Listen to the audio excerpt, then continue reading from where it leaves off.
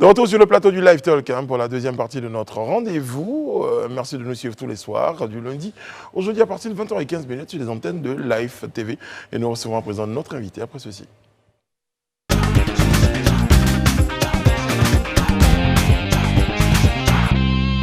Nous sommes en compagnie de M. Zabo Deza Emmanuel, il est directeur de la métrologie et des contrôles techniques du LANEMA. C'est le laboratoire national d'essais de qualité de métrologie et d'analyse. Bonsoir monsieur, comment allez-vous? Merci d'être en notre compagnie ce soir. Merci. Alors, on parlait tout à l'heure de métrologie. Qu'est-ce que c'est la métrologie pour nos téléspectateurs et pour nous-mêmes aussi? Merci de nous inviter. Je vous en prie. Et je voudrais d'abord remercier la direction de Live TV et puis remercier également le ministre Souleymane Diarra Souba qui me donne l'opportunité de venir parler de cet événement que lui-même a accepté d'abriter sur le territoire ivoirien. La métrologie, c'est tout simple. C'est faire les mesures au quotidien. Et vous l'en faites tout le temps. Vous avez une montre, vous avez le chauffeur de Baka qui fait de la mesure parce que justement il faut qu'il sache à quelle vitesse il part pour ne pas faire des dégâts. C'est aussi de la mesure. C'est aussi de la mesure que de savoir quand le bébé va naître. C'est aussi de la mesure et ça dans notre nature et dans la vie au quotidien. Et là déjà, la métrologie, c'est la science qui va permettre de s'assurer que toutes ces mesures sont fiables. Elles sont bien faites et qu'on peut y croire. Et donc c'est une science simplement de la mesure. Et qui permet de pouvoir savoir que dans tous les endroits où on fait la mesure, que ce que nous produisons, c'est assez fiable et qu'on peut y croire, c'est tout. Est-ce que vous pensez, M. Zabo, que les Ivoiriens ont une bonne connaissance de la métrologie et de ses avantages, d'une certaine manière? Ça commence, mais ce n'est pas encore à la dimension de ce qu'on souhaiterait. Parce que justement, on confond la métrologie bien souvent avec la météorologie. Oui. Puisque la météorologie, ça nous touche au quotidien, avec les questions d'intempéries, on a toujours cru que c'était ça. Mais en réalité, la métrologie, ça fait partie de la création de l'univers en réalité.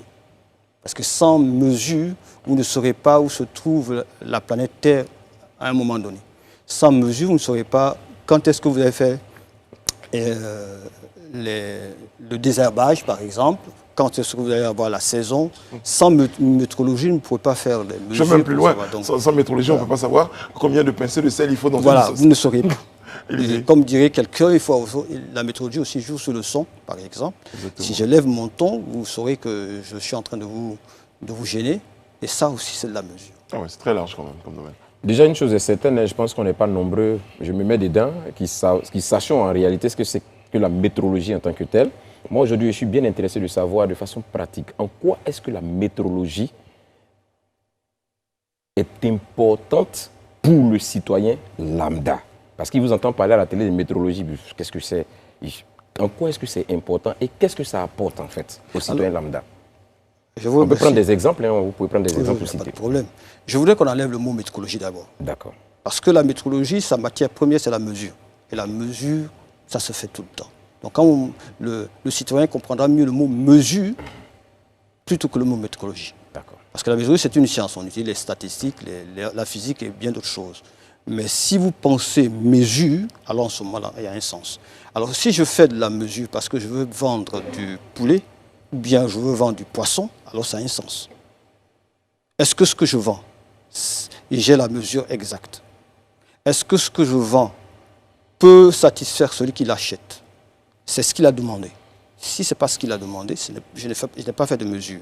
Et donc, toute la façon de faire, la pratique, c'est ça qui est en fait la métrologie. On l'a de façon innée, on l'a de façon intuitive, mais après, on fait de cela une science objective avec la physique, les mathématiques et autres. Mais pour le citoyen lambda, par exemple, faire la mesure pour savoir la quantité d'eau que vous recevez dans une bouteille d'eau que vous achetez, de l'eau minérale, c'est aussi de la métrologie. Parce que celui qui fait le remplissage, il a des instruments de mesure qui lui permettent de pouvoir faire le remplissage approprié. S'il ne respecte pas la qualité de la mesure, il vous donnera une quantité qui ne vous satisfera pas. Donc ça, c'est aussi de la mesure. Pour quelques exemples. Par exemple, si on a un camionneur qui veut faire partie de la marchandise d'un point A à un point B, par exemple de Korogo à Boundiali, il y a une certaine quantité qu'il doit porter sur son véhicule, sinon il peut dégrader la route par exemple. Donc ça, c'est un peu pour cela que justement cette réunion à laquelle mes collègues et moi nous sommes invités par la CEDEAO, nous allons réfléchir à un certain nombre de problématiques liées à la mesure et à l'impact sur l'économie de nos États. Alors, parmi vos actions figure également, comme on dit, la sensibilisation à l'hygiène. On voudrait bien comprendre comment cela se traduit exactement sur le terrain. La mesure et l'hygiène. Voilà, c'est ça. Alors, c'est vrai que vous abordez la question d'une autre manière, même si ça c'est pas dans un premier temps ce pourquoi nous allons nous réunir, mais je voudrais rebondir sur la question parce que la mesure se fait aussi dans tous les secteurs d'activité, particulièrement dans tout ce qui est environnement, tout ce qui est santé, tout ce qui est hygiène. Si vous n'avez pas de l'eau de Javel qui est dosée, donc pas de mesure en amont qui puisse faire le dosage approprié pour avoir l'eau de Javel à 8 degrés ou à 12 degrés, parce que ça dépend de ce que vous voulez, vous ne pouvez pas dire que vous faites une bonne hygiène, que vous pouvez éliminer les agents pathogènes, parce que vous n'avez pas fait une bonne production. Vous n'avez pas su faire le dosage dans l'industrie et vous n'avez pas fait une bonne mesure. Donc, il y a pour tous ces paramètres-là des productions qu'il faut en amont. Donc, des mesures qu'il faut faire, des appareils qui vont faire les dosages et il y a de la mesure à l'intérieur. Et donc, il y a aussi des normes qui viennent en aval pour pouvoir faire les analyses, et donc ça avec les laboratoires d'analyse, et aussi ces laboratoires d'analyse utilisent des mesures. Et dans ces laboratoires d'analyse, on a besoin d'étalonner leurs instruments de mesure. Étalonner, c'est quand même peut-être un mot technique, mais c'est tout simple. Je prends un instrument de mesure que j'appelle l'arbitre, qui est là, puis je prends mon instrument de mesure. Je compare dans un lieu bien précis, et c'est ce système-là qu'on appelle l'étalonnage. Nous, c'est notre jargon, mais comprenez que c'est juste une comparaison. Alors très bien, vous avez parlé 8 degrés, 12 degrés quand on va aujourd'hui en supermarché. On a le temps de choisir de l'eau de Javel 12 degrés. On a l'impression que toujours que les choses sont plutôt bien mesurées ou bien dosées. Mais il y a de mauvais élèves. Oui, il y a des mauvais élèves. Et quand vous découvrez ces mauvais élèves, qu'est-ce qui se passe par exemple, monsieur? Déjà, comment on les découvre et puis? Comment on les découvre? Alors, il y a que vous devez savoir qu'il y a tout un système. Il y a la métrologie, il y a ce qu'on appelle l'infrastructure et la qualité. Et donc, Ecomet fait partie d'un des éléments de l'infrastructure de la qualité. C'est-à-dire c'est ECOWAC Metrology System en anglais. Et il y a plusieurs structures que la CEDEAO a mises en place. Il y a ceux qui s'occupent des analyses, qu'on appelle EcoConf, ceux qui s'occupent des normes EcoCham. Et nous, nous occupons de la métrologie. Et il y a EcoRax qui s'occupe de la partie accréditation. Alors, pour découvrir les mauvais élèves, il faut que chacun de ces groupes joue leur partition. Ceux qui font les analyses vont faire les analyses et ceux qui font la métrologie font la métrologie. Au niveau des instruments de mesure, on peut s'apercevoir de fraude parce qu'il y a des procédures pour vérifier la qualité de ces instruments de mesure. Et dès l'instant où les erreurs maximales que l'État ou les spécifications autorisent sont dépassées, on saura que l'équipement n'est pas bon. Parce que chaque instrument de mesure commet des erreurs. Mais il y a l'erreur maximale qu'on tolère qui est fixée et c'est avec cela qu'on arrive à... Il y a ces mauvais élèves-là qui arrivent justement à se faufiler. Est-ce qu'on peut dire d'une certaine manière que grâce à vos différentes activités, on a la possibilité, ou vos agents ont la possibilité d'aller par exemple dans les marchés et de vérifier que les instruments de mesure, donc les balances utilisées par les bouchers, sont effectivement bien calibrés, de telle sorte que si je veux acheter 1 kilo de viande sans os, j'achète effectivement 1 kilo de viande sans os et que l'appareil qu'il utilise, donc la balance, n'a pas été trafiqué. Alors, les structures de métrologie de la sous-région, à qui on a donné ce mandat de travailler, ont plusieurs volets de métrologie. Il y a ce que vous dites, qui concerne la population, mais il y a aussi le volet de la métrologie qui concerne les industriels. Et donc, il y a différents contrôles qu'on fait. D'abord, pour faire venir dans un pays, un instrument de mesure, il y a ce qu'on appelle l'approbation de modèle, c'est-à-dire que l'autorité qui s'occupe de la métrologie doit valider le modèle qui arrive. Il faut que ça soit fait. Ensuite, il faut qu'il y ait des vérifications qui soient faites avant d'utiliser l'instrument de mesure. Ça aussi, ça se fait. Et quand l'instrument est toujours utilisé, il se trouve qu'il y a des vérifications qu'on fait au quotidien. Voilà. Ça, c'est à des temps bien déterminés. Et quand il y a des constatations de fraude, il y a des amendes. Et les lois sont prévues pour ça. Elles sont faites pour ça. Très bien. Et Monsieur Zabo, on va marquer une courte pause dans les impératifs commerciaux. On va et on revient tout à l'heure. Merci, à tout de suite.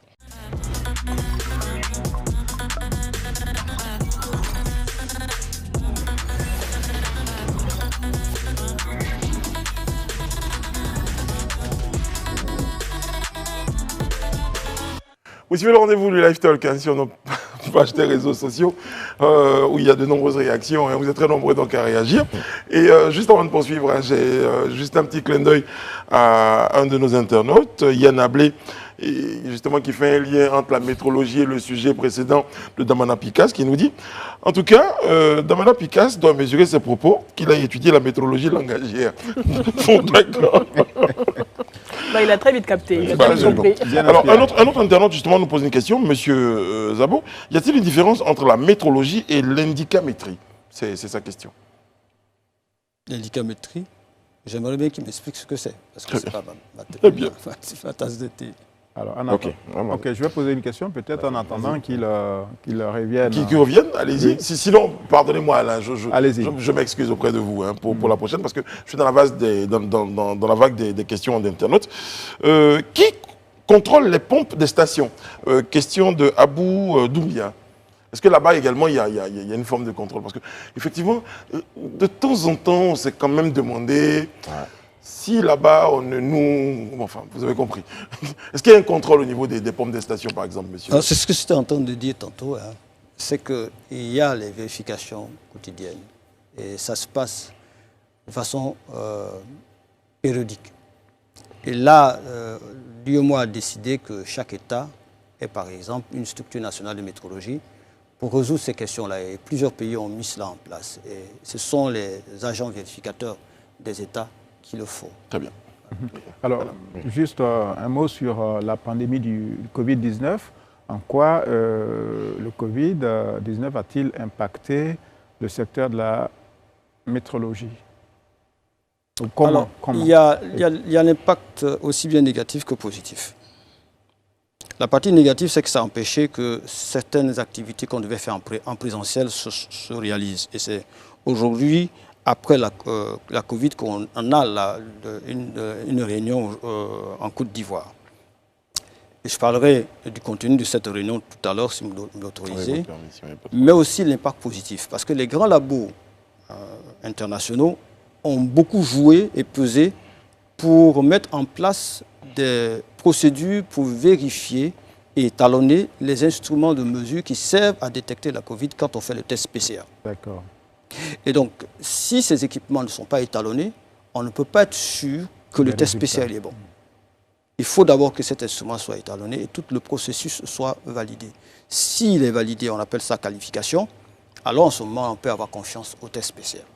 Donc vous avez une action transversale assez importante quand même. Vous intervenez quasiment dans tous les domaines. C'est un métier transversal. Exactement. Élisée? D'accord, M. Zabo, et je lis ici que l'une des principales missions d'ECOMET est d'œuvrer pour la reconnaissance internationale du système de métrologie ouest-africain afin d'assurer la traçabilité métrologique des mesures réalisées dans la sous-région. Alors, qu'est-ce qui est concrètement reproché au système de la sous-région et jusqu'aujourd'hui, qu'est-ce que vous avez pu réaliser? Où nous en sommes avec? Deux choses dans ce que vous venez de lire. Deux choses. Qu'est-ce que traçabilité? Qu'est-ce que reconnaissance? Dans le monde actuel, depuis 1875, il est établi un principe. C'est que si vous faites une mesure à ce genou-là, sur votre sac de riz, la balance qui a servi doit être vérifiée par un appareil qui est meilleur que lui. Jusqu'à une structure qu'on appelle le Bureau international des poids et mesures, il faut qu'il y ait un lien entre ces deux-là. C'est ça qu'on appelle la traçabilité métrologique. Si cette traçabilité n'existe pas, au niveau mondial, dans l'économie, vos mesures ne sont pas validées, ne sont pas reconnues. Et c'est le cas pour l'Afrique de l'Ouest actuellement, c'est ça? Et pour tous les États africains d'ailleurs. Ok. Certains États, ils sont allés plus vite, comme l'Afrique du Sud et comme l'Égypte, la Tunisie. Et donc, il faut que toutes nos mesures, nous démontrons qu'on est en relation avec. Et c'est ça qui est la reconnaissance. Et on fait ce qu'on appelle les accréditations de chacun des laboratoires qui font ces étalonnages des poids qu'on utilise pour aller vérifier vos bascules au village. Et si ces poids-là ne sont pas vérifiés et que derrière, il n'y a pas un autre étalon qui va jusqu'au BIPM, ce n'est pas reconnu. Donc, il y a eu un diagnostic qui a été posé. Et maintenant, tous les programmes qui sont mis en place avec la collaboration de la République fédérale d'Allemagne sont pour permettre à ces laboratoires de se faire reconnaître. Et dans ce cadre-là, il y a un certain nombre de laboratoires dans la sous-région qui ont commencé déjà à avoir des reconnaissances. La Côte d'Ivoire, par exemple, avec l'ANEMA, nous avons une reconnaissance en température et nous devons faire bientôt le renouvellement parce que c'est un cycle de 2 ans avec la structure d'accréditation de l'UOMOA. Le Ghana, le Bénin et puis bientôt le Burkina Faso et nos amis du Niger sont sur la voie pour se faire reconnaître dans leurs activités. Voilà. D'accord. Alors, sur la rencontre de la semaine prochaine, oui, quels sont les enjeux, l'intérêt d'une telle rencontre et qu'est-ce que cela va apporter? Alors, pour cette rencontre, d'abord, on avait déjà, avant la Covid, à Niamey, élaboré un certain nombre de plans d'action. Nous allons faire le bilan pour voir les impacts négatifs de la Covid, parce que ça nous a empêché de faire ce qu'on appelle les comparaisons interlaboratoires, c'est-à-dire on envoie un équipement, une masse de labo en labo, pour vérifier si on a les mêmes mesures, et là en ce moment-là on est valable, ça n'a pas pu être fait, et puis il y a des formations qu'on devait faire en présentiel. On va faire le bilan et puis se projeter dans l'avenir pour les 2 ans à venir.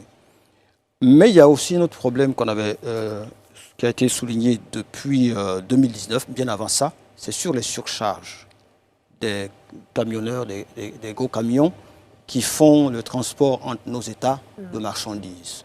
Et l'UOMOA avait pris un règlement pour éviter qu'il y ait des dégradations des infrastructures. Et donc, on a fait une étude en 2019. On va statuer sur cette étude et voir qu'est-ce qu'il faut proposer à nos États pour la vérification des pèses et cieux. Parce que là aussi, il y a des contestations. Le camionneur peut vous dire que ce n'est pas bien vérifié, comme ça se fait aussi au marché en ce qui concerne la viande. Et donc, il faut régler ces problèmes-là pour que l'économie et puis la fluidité routière soit bien fait. Voilà, cette rencontre se tiendra, on va donner les détails, se tiendra où? Oui, se tiendra au Radisson Blu. Non, je vous en prie, allez-y. C'est de l'information. C'est de l'information. Il faut sortir un peu de l'ancienne télévision. Voilà, donc du 20 au 24 et en 2 phases. La première phase du 20 au 22, ce sont des comités techniques spécifiques et spécialisés. Il y a une comité technique pour la partie sensibilisation, pour développer nos stratégies de communication, parce qu'il nous faut nous faire connaître. Et là, en ce moment-là, je profite pour faire l'invitation à tout le monde, à tous les communicateurs de venir approcher ce comité. Ça permettra de pouvoir voir quelle est la stratégie et on a l'appui de l'Institut national de métrologie d'Allemagne pour développer pour 4 structures de la sous-région une stratégie de communication et la Côte d'Ivoire fait partie de ces pays retenus. Il y a le deuxième comité qui parle de métrologie légale, donc de tous les instruments de mesure dont vous parlez, à savoir les pompes à essence, les balances, les bascules. Et puis ce qu'on appelle les préemballés, qui est quand même important parce que le préemballé, par exemple, le riz, c'est un préemballé, c'est-à-dire c'est une mesure qu'on a faite alors que vous n'étiez pas là. Donc vous n'êtes pas sûr si c'est... Voilà, vous ne savez pas si c'est 50 kg ou c'est 48 kg. Ça. Donc là, c'est tout un pan assez délicat. On a un groupe technique pour ça, qui vont statuer sur les problèmes liés à ça. Et il y a un autre comité technique qui travaille sur les balances et qui travaille sur ce qu'on appelle les pressions. Les pressions, je prends un truc très simple pour que vous compreniez. Quand vous allez à l'hôpital, vous avez une bonbonne d'oxygène. Il y a un petit appareil qui est tout rond qu'on appelle un manomètre. Et celui-là, il y a un groupe qui s'occupe de ça, y compris les tensiomètres médicaux qui sont les jours. Et il n'y a pas longtemps, on a pris un guide pour valider l'harmonisation de la vérification dans la sous-région.